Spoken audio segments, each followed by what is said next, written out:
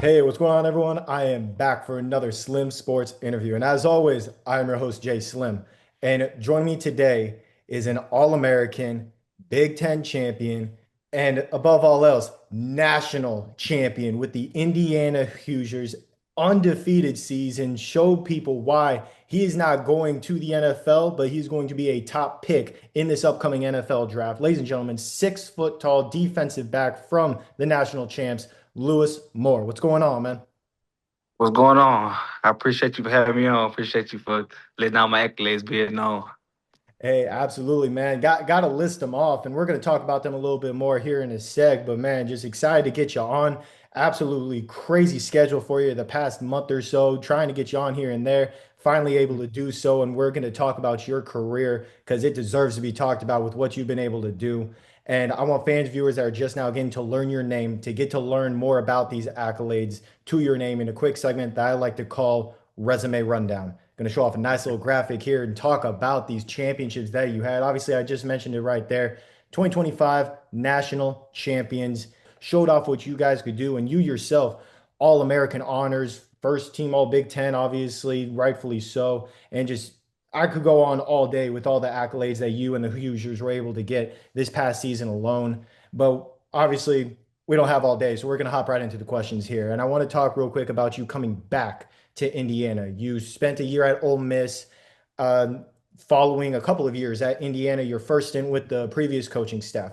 You go to Ole Mm. Miss last year, spend a year there, come back to Indiana under a new head coach in uh, Kurt Cinetti. Don't know Mhm. why I couldn't remember his name, national champion coach. Should be able to remember that. And obviously a complete culture change from when you were there before. I know things were rough that first time around. Now you come back and you guys obviously go off for this undefeated season. Talking real quick about the culture change for Indiana this second time around being with them and how you would say that really impacted you as a player. I'll say it was more it was a more stricter program than it was ran the first time. Like Coach Allen he ran a great program, and Coach Allen had a balance of more of a player and man, trying to build you as man and a player. Coach Signet is straight football, straight business. Like all the other stuff don't matter. I ain't gonna say it don't matter to him, but he was real strict on the approach. Um, the first when I first met with Coach Signet in 23, the first thing he said when was meeting, because we built a relationship obviously before I left, but the first thing he was like, I gotta change the way people think around here. And he gotta make them believe, and that's what he did. So I say just the attention to detail of everything, like the weight room, the meetings, the off season training. Um, we just gonna do things right. Like that's just the way his program was ran. Like I looked at it like we was gonna go to class, we're gonna show the meetings on time, you're gonna make your weights, you're gonna take the supplements they gave us, everything. Everything was just on point. Like there was no slack nowhere from him all the way down to the training staff, the strength staff, everything was just locked in. Everybody was on one accord. You yourself coming back to a program after a year away, obviously there's always changes on rosters, but for you it was a lot different. There were some familiar faces that you came back to, but for the most part, this defense, this roster was a whole bunch of new players, whole bunch of new faces that you were getting to learn their tendencies on the field. Talking real quick about how you coming in, still able to come in and be a leader. You know, obviously, what the Hoosiers culture has been in the past. You're looking to help them, obviously, to the season that you guys just had. How would you say you were able to come back and help all of these new faces really mesh early on?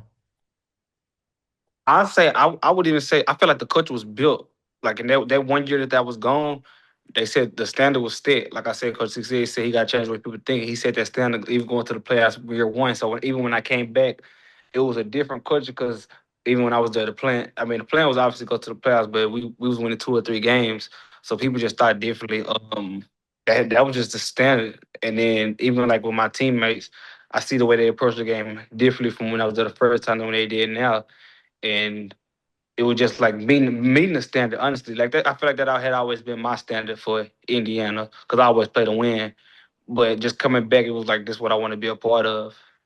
I really just said I came back to the perfect position. Honestly, like it wasn't too much. I just had to come back and be me. Hey, obviously you were able to do exactly what you did from game one of the season, you were able to intercept those passing lanes left and right, which is something that you were able to do at an elite level. I mentioned before, top five in the country in interceptions, but your Mhm. interceptions came against some big time opponents. And we'll touch on those here in a second in a quick highlights segment later on.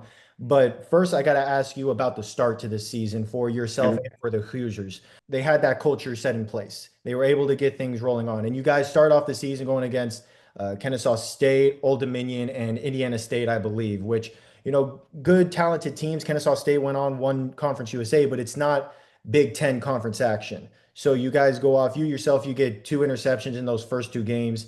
Four of your first six games of the season, you had an interception. Indiana was able to hold opponents to two scores or less in most of the games throughout the entire season. But the one that really seemed to get people to notice you guys even more was that game against Illinois, number nine team in the country at the time. You guys go off Big Ten game, first conference game of the season, and you guys were able to dominate in that game as well. How would you Mhm. say the first couple games of the season, especially that Illinois game, were really able to set the tone for not only Indiana, but also yourself throughout the rest of the season? Yeah, I'll say them first. I feel like them first couple games we were still gelling together as a team because we brought in a new quarterback. We brought in me. We brought in a running back. We just brought in. It was just a whole a whole new roster. That's what it is with college football. It is now like with the transfer portal. But I say we used the first game. Like 'cause the first game we only beat Old Dominion 27-14. We played a sloppy game. So that was like it wasn't the best game, but it was like something that we needed. So then shaking back the next we played Kennesaw State, we blew them out. We were supposed to do that though, and then we beat Indiana State. We blew them out too though. Like that's what we were supposed to do. So I feel like them first three games, like the non-conference games, just getting gelled together, getting building that team chemistry, and then even going into that Illinois week, we knew on film they were better than us. Honestly, I knew they wasn't better than us. I knew we was gonna win convincingly. I didn't think we was gonna win 63-10, just being honestly. But even like with the team means, Coach Sig said that's what was gonna happen. Like he watched film probably more than anybody I never met before. He said that's what was gonna happen, and that's exactly what happened. But even after that game, it was like, yeah, we real for real. Because I think at that time we was ranked like 19th, and Illinois was ranked ninth. But they hadn't played. They had played some Power Five opponents, but we hadn't played none, so wasn't nobody giving us no credit at that time. They were just talking about, oh yeah, we probably gonna meet our match. But you just turn the film on, they didn't match up with us prior to the game or during the game. So I think that just elevated our level because then it was like, okay, maybe they for real. Because I feel like that was the most perfect. You really say it was a perfect game that we played. Like we busted the coverage on defense that led to a touchdown, but besides that, we dominated every other facet of the game. Hey, obviously, you guys did that throughout the entire season. Every single week, you guys were putting up great numbers as a defense as a whole. And you yourself, obviously, getting those interception numbers, you put up some big time highlights. And I want to talk about some of those in a segment that I like to call Make That Play. You love the segment where we talk about your accolades. You're going to love this right here, showing off what I feel like were your top three plays from this past season. Obviously, all three of them being you intercepting the passing lanes. But obviously, I'm just a fan of the stands. I'm just a stats guy. You're the one on the field doing what you do best. So, what would you say was your best play from this past season? I said my Maryland pick, the pick I got against Maryland. Hey, I got that on my list actually. Personally, I don't have that at number one. I have that at number two. And we'll get into number one here in a sec, but really they were all so close. I mean, you could have gone with any of them. But here at number three, I'm going to start off with your interception against Kennesaw State, where you also got to showcase your speed a little bit there. You ended up, ball was thrown by the Kennesaw State quarterback behind the receiver into your zone. You picked that sucker off and you took it back for 25 yards. Number two, I have that interception against Maryland. You were able to track that thing all the way downfield, and you came over and jumped over top of the receiver, Randy Moston, right there, intercepted that pass, able to get a turnover for your team. And that's at number two. Number one, partially because this was Big Ten championship game against number one team in the country, Ohio State, where the receiver ended up curling into the middle of the field. You came out of nowhere and just picked that ball off and gave the Hoosiers the ball back in critical field position, critical time in the game. I mean, you guys held them to 10 points, and your interception in that moment was a big reason why. So, with how everything was going, that's why that one's at number one. But obviously, like you said there, that Maryland one is really close. It was really 1A, 1B there for me on that one. But those three plays are my top three plays. Three of your six interceptions on the season, to go with 90 tackles overall, and you just had some incredible performances week after week. Michigan State, you had 11 tackles. Going against Ohio State, number one team at the time, Big Ten championship, one interception with six tackles there. And then going against number three Oregon, you had a big time interception late in that game as well. The first time you Mhm. guys faced off because you played them again in the playoffs, obviously. But that was a crucial moment once again to where you guys were able to go off and get that win. And Mhm. this defense overall, man, we talked about the numbers a little bit already, but top five in the country in nearly every main category. Number two in the country in points allowed per game and in sacks. Number four in the country in yards allowed. What would you say was the X factor for Indiana defense this past season to where you guys were able to hold opponents to such low numbers? I say we just executed our game plans. Really, really at the level of the Power Four conferences, everybody got talented offenses and talented defenses. And then when stuff happens like big runs or big plays, it's when somebody just not doing their job. And we rarely had that. We just executed. Like that's what it just came down to, executing the game plan, just doing your job. That's all you gotta do. And that's what made it so easy for us. Hey, obviously, you guys were able to blow people out left and right, including Alabama in the quarterfinals of the national playoffs. I mean, 38 to 3, you beat the Crimson Tide. 56 to 22 win in Oregon in a rematch in the semifinals, blew them out of the water. And then obviously Miami, very tough game, very tough opponent, came out on top 27 to 21 to hold up the national championship. Talk to me about that postseason run real quick because regular season is one thing, but when you get into that national championship tournament, your mind clicks into another gear. Obviously, being a veteran player, Mm. what was it that really clicked overall during that three-game stretch to where you guys were able to dominate, come out in the clutch, and eventually hold up that trophy? I think teams underestimated us honestly, because even going into the playoffs, even before that, I felt like we should have been the number one team in the country before we played Ohio State, but they won the national championship the year before, so it was understanding. But nobody gave us our credit our year. It was always them moving the goalposts. So then when we beat Ohio State, we became number one team in the country going into the playoffs. But then even going into the odds of the national championship, they had us third behind Georgia and Ohio State, and we just beat Ohio State. So it was just like they just added another chip on our shoulder that we already had. We've been playing with the whole season. So then I say going into the Alabama game, it was, oh, they haven't played a SEC opponent. It's physical down there. That's the best conference in the country. But like I said, we just went and played Oregon. We went and played Ohio State, two teams that made the playoffs. So we was ready. And then just the way Alabama had looked on film, they ain't the Alabama that they used to be. That game went how I expected to go. The second game going around against Oregon, I honestly did expect them to blow them out because the first time going into Oregon, they said that was the first time that they lost there in like a long time. In Oregon, it's like it's one of the toughest places to play. I think we forced like two turnovers, sacked the quarterback 6, 7 times on defense. Offense didn't struggle at all. And then special teams was excellent. They tried to run a fake, but they ended up putting the ball. We just on our game plan. That's why I say come to execute the game plan. We was prepared for everything.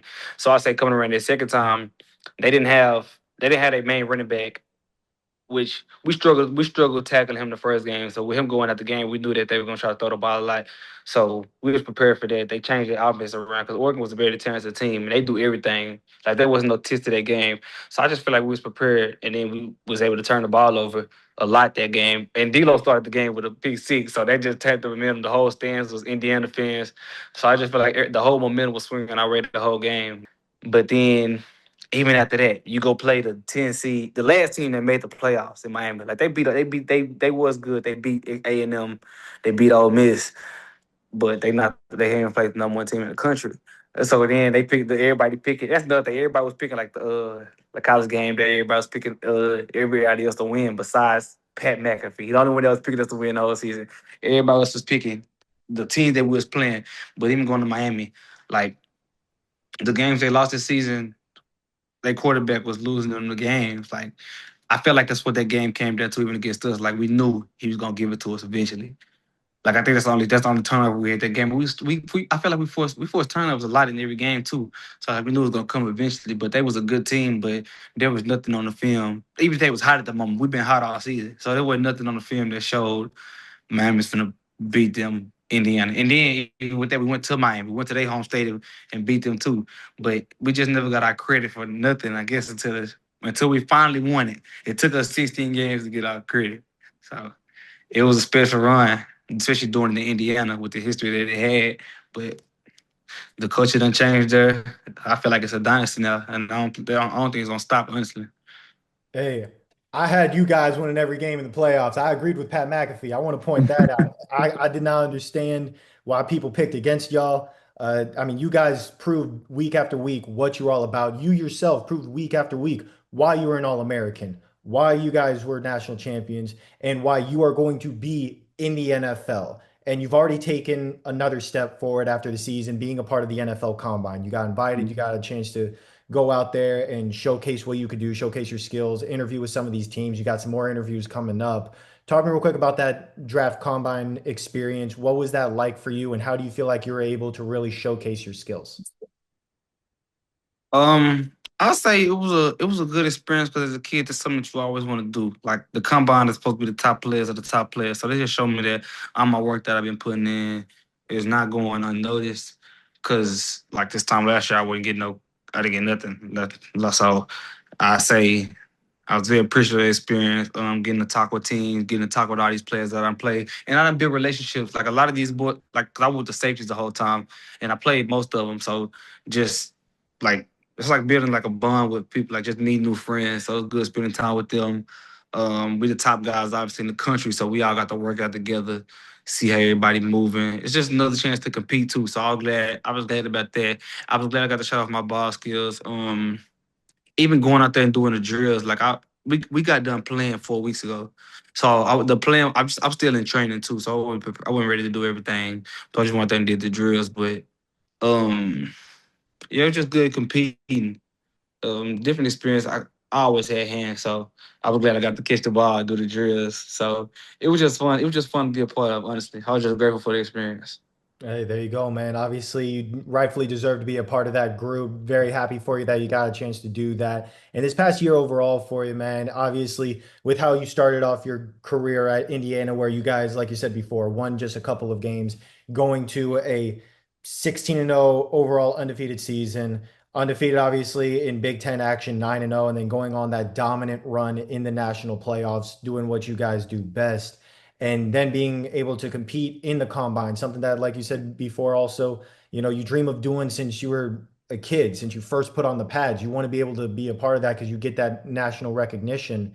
And now everything is coming to fruition. You're getting ready for the NFL draft to hear your name called, which we all know we're going to end up hearing your name called. I think you're a first round pick. I think a lot of people feel like you are a first round pick, including yourself.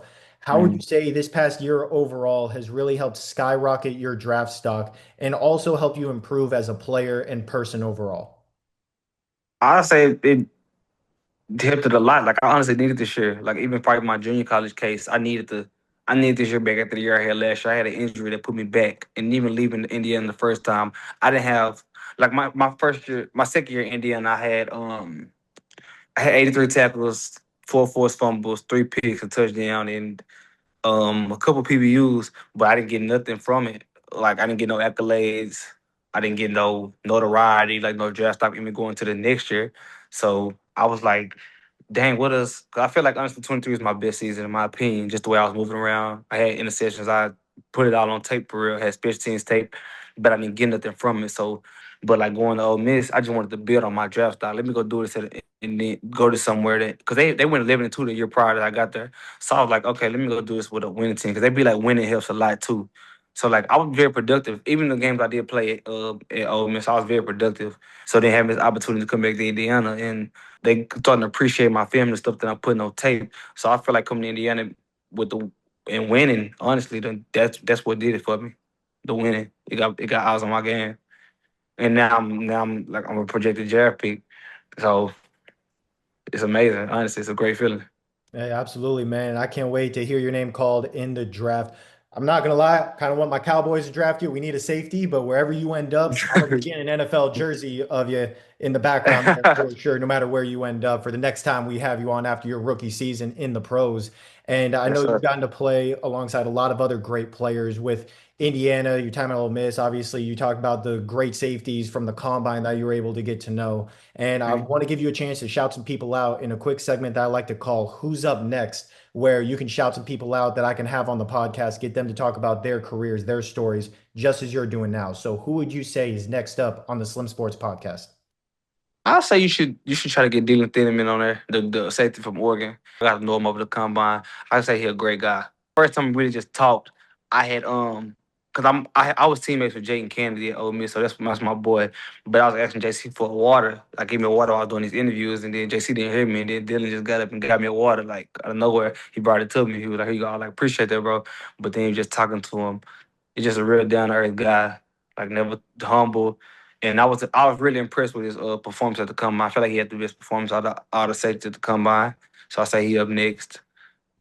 I feel like in college, I feel like you should try to get my boy Byron Baldwin on here. I feel like he's the best freshman I didn't play with in my college career.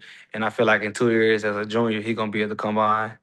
I feel like he's gonna be 2 more years and be done with that. And then even come this upcoming year, I feel like he's gonna turn a lot of eyes. Like he was a highly talented coming out of high school, but Byron is elite. There's nothing he can't do on the field. Fast, can jump, and I feel like because I seen they got all combine teams now. I feel like I ain't trying to put pressure on them because I didn't see what do with my eyes, but I feel like he'll be go crazy at the combine with all that testing. Hey, there you go. I can't wait to see what he obviously does throughout the rest of his career. And I'm definitely going to be looking to get, both of them on that you just mentioned there. And obviously, those are great names for who's up next. Now we've got to talk about what's next. Combine's done.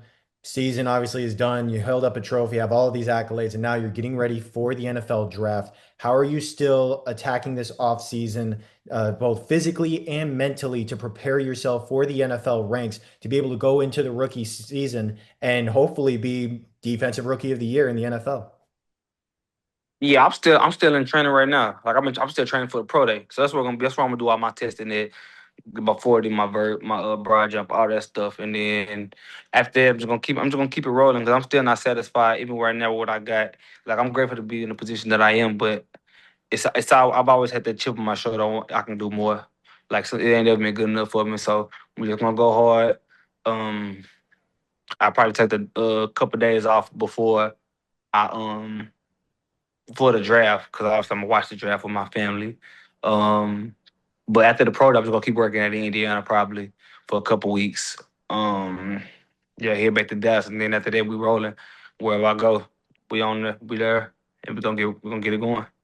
Hey, there you go, man. Definitely can't wait to see where you end up. And like I said before, man, it's going to cost me a pretty penny because those jerseys are expensive, but I am getting one for the collection. I might have to send it your way for a nice little autograph to add to my collection of jerseys of phenomenal players I've been able to have on the podcast. Obviously, you now being one of them. I know it's Mhm. taken a while because you've been busy, rightfully so, grinding, doing what you do, but beyond blessed to be able to get you on the podcast today and be able to talk about your career, talk about your story to get your name out there even further, man. So thank you so much for taking time out of your busy schedule to hop on. Yes, I appreciate you.